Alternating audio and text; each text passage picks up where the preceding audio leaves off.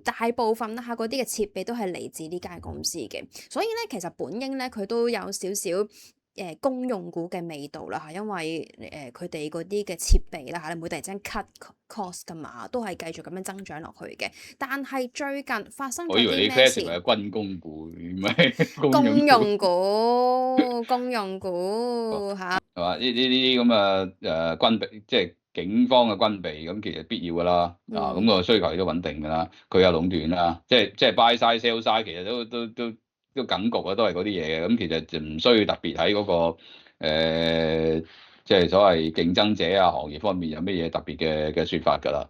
佢個性質就有啲似，總之你點講公用啦，有啲似軍工啦，多多少少啦。咁因為同嗰啲嘢都同嗰個武器嗰個有個關聯度喺度。咁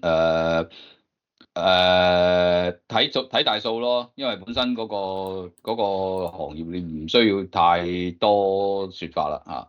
個數你睇到係價同個 earnings per share 係